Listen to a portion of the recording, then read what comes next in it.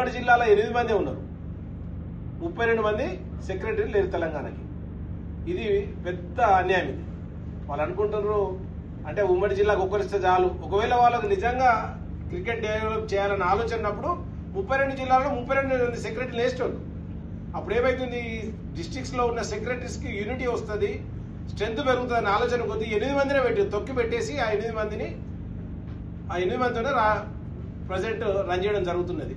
దాంతోనే మనం అర్థం చేసుకోవచ్చు తెలంగాణ క్రికెట్ లో ఏ మాత్రము ఆలోచన లేదు వాళ్ళకు క్రికెట్ డెవలప్ చేయాలన్నది.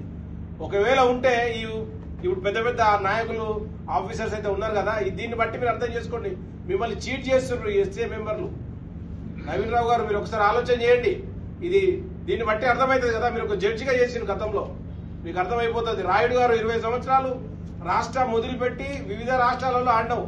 హెచ్సి అంటేనే నీకు ఫైటింగ్ పేపర్లో వచ్చేది. ఆ జమానాలో రాయుడు ఫైటింగ్ చేస్తుండు హెచ్సితోనండి. మళ్ళీ నీకు ఏ ముఖం పెట్టుకొని వచ్చి నువ్వు హెచ్సిలో కూర్చున్నావు స్టేజ్ మీద? నీకు అర్థమైతే లేదా? నువ్వు గతంలో హెచ్సి అంటేనే ఫైటింగ్ 24 గంటలు మ్యాచ్ లో పోతే కూడా ఫైటింగ్ అయ్యేది.